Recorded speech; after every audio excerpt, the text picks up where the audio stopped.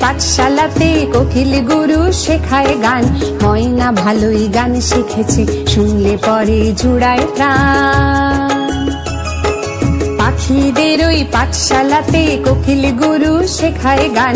ময়না ভালোই গান শিখেছে, শুনলে পরে জুড়ায় প্রাণ।